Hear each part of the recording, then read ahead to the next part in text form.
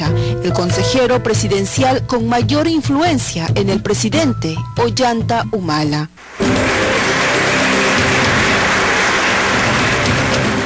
Pero fue Adrián Villafuerte quien influyó decididamente en el presidente para estas designaciones. Según fuentes consultadas por Reporte Semanal, la respuesta es, como dirían en términos castrenses, afirmativo. Oficiales que estuvieron allí en la zona de la selva cusqueña, con los que he conversado, me decían que ese señor, además de evaluar, también mandaba, tomaba algunas disposiciones. Incluso habían oficiales de graduación, de alta graduación, que se cuadraban y lo saludaban, como si estuviera en funciones. ¿Quién es realmente Adrián Villafuerte Macha? ¿Cómo llega a formar parte del círculo más cercano del presidente? Y sobre todo, ¿es tanto el poder acumulado en solo 9 meses de gobierno? ¿Es realmente Adrián Villafuerte el poder oculto, creía? Pero claro, ¿cómo no va a ser poder oculto? Bastaría entender que cuando el comandante general quiere conversar con el presidente, no lo hace tramitándose vía su ministro del sector, vía el primer ministro, directamente con el asesor presidencial. Y no solo Tapia, también el genial caricaturista Carlín publicó esta semana una imagen de su pluma que vale más que 1000 palabras. La célebre pareja siamesa mimetizada en Humala, Villafuerte.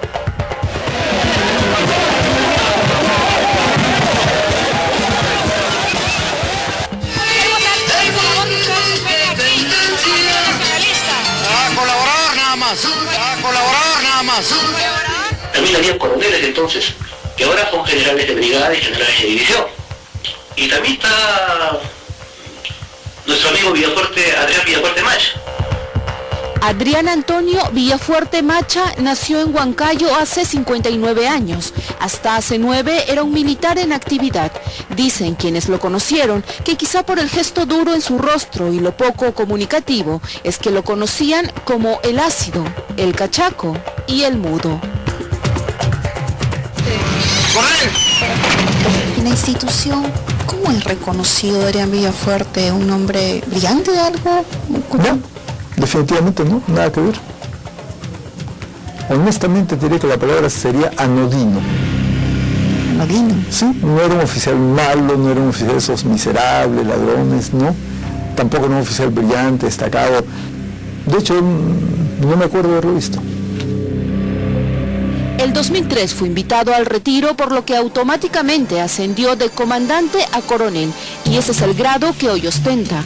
Para antiguos miembros del ejército, como el general Bobbio Rosas, reconocido instructor militar en países como Estados Unidos y Alemania, su paso por las Fuerzas Armadas fue casi inadvertido. ¿Por qué lo habrían pasado al retiro? No sé si sabría. ¿A quién? ¿A Villafuerte? A Villafuerte.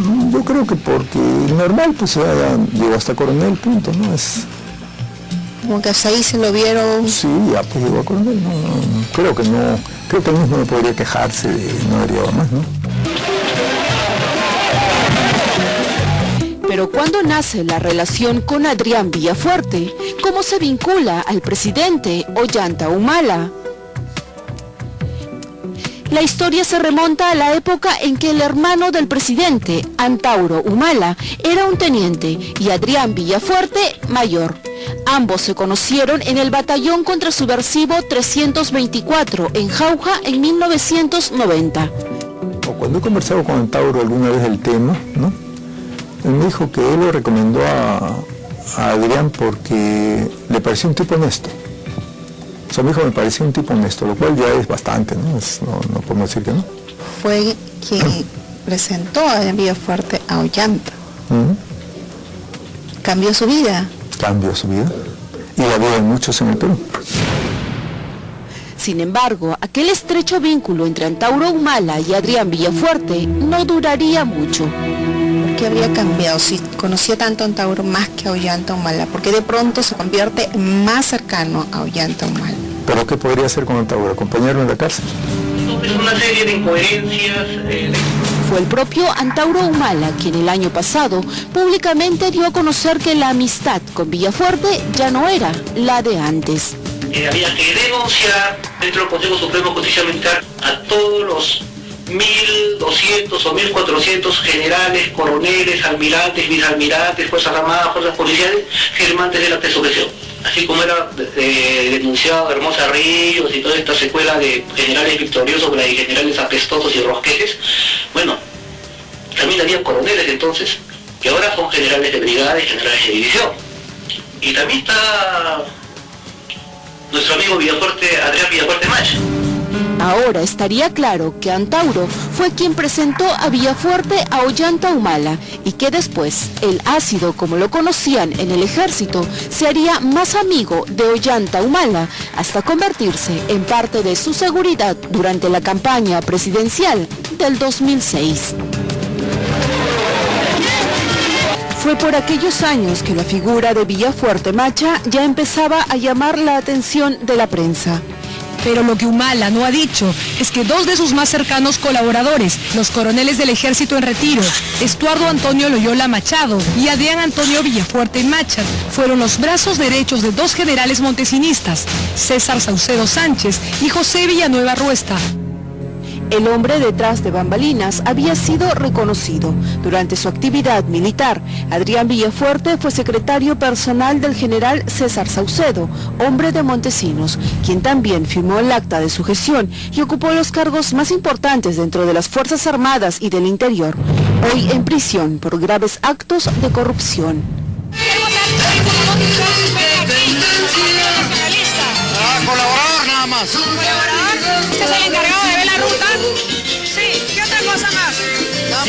¿Usted trabajó con el general Saucedo Sánchez?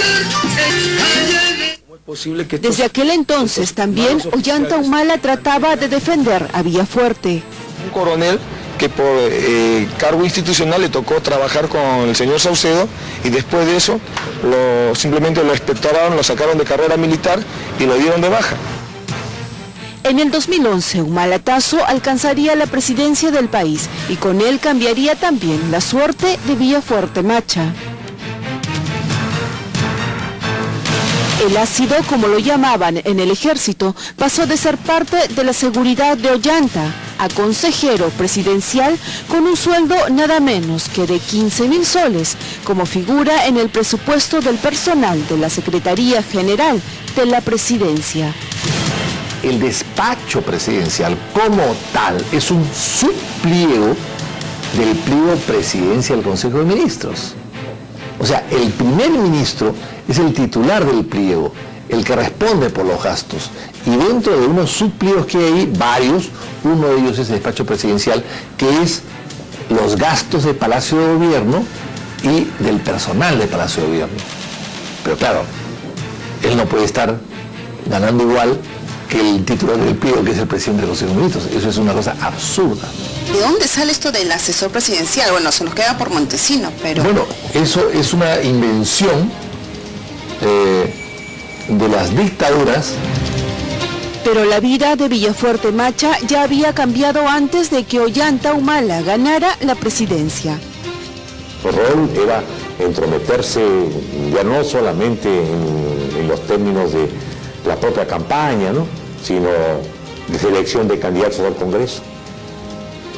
Selección de candidatos al Congreso, ahí intervino directamente Adrián Villafuerte, ¿no? Como figura en la relación de personal de planilla del Congreso, en abril del 2009, el consejero presidencial trabajó en el Parlamento como asesor del congresista Martín Rivas Teixeira. El contrato fue bajo el régimen de servicios profesionales en la escala 8, es decir, con un sueldo de más de 7.000 soles. Y eso no sería todo.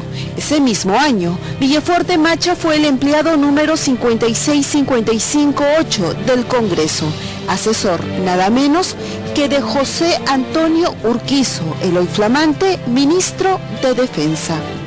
Villafuerte fue contratado bajo el régimen de servicios profesionales en la escala 6, es decir, ganando más de 4.500 soles. ¿Quién cree que elaboró la lista para dar de baja a decenas de coroneles y generales de la Policía Nacional? ¿Quién? Adrián Villafuerte. Adrián Villafuerte, y entonces... ¿Hay pruebas de eso? No es necesario. O es hablar de absurdo, decir que alguna ¿Cuál vez fue la salieron prueba de pruebas. Montesinos? Como figura en este otro registro de la relación personal con contrato de locación de servicios. En noviembre del 2008, Villafuerte Macha fue contratado como especialista para una comisión investigadora del Congreso. Pero hay algo más que llama la atención. Cuando uno trabaja para el Estado y está retirado y tiene pensión del Estado, pues no puede cobrar 2 veces. Yo supongo que él habrá tomado las precauciones y no haya cobrado 2 veces, ni en esa época que trabajó acá, ni ahora que trabaja para la presidencia de la República. Las personas que están ascendiendo no son personas que no estén vinculadas a él. Las invitaciones al retiro tienen un nombre propio, Villafuerte. Hace casi 5 meses el general Ceballos hizo público su malestar sobre la presunta manipulación en los ascensos del ejército. Por el momento quisiera mantenerme al margen. Yo te agradezco la llamada y te pido la disculpa de eso. Lo que siguió para el general Ceballos fue una ola de extrañas denuncias en su contra, según la defensa del militar. Cuando mi cliente, el general Ceballos, quiero dejar bien claro, declaró cuando él se encontraba en la situación de retiro. Ella no estaba en el ejercicio de sus funciones. Por lo tanto, ¿cómo puede haber cometido el delito de ofensa superior? Pero a pesar de eso, a la denuncia de Ceballos se suma otro miembro del ejército, el general de brigada Freddy López Montoya, hasta hace poco jefe de doctrina del ejército. A él le correspondía ascender, ¿no? Tenía todos los méritos para poder ascender. Sin embargo, se favoreció a generales que no le correspondían.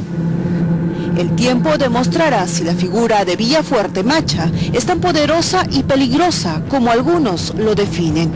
El presidente Ollanta Humala deberá recordar lo que dijo en la última celebración del Día del Ejército del Perú. No más intentos de politización de las Fuerzas Armadas como se vivió en el pasado. No más actas de sujeción. No más nada de esas cosas.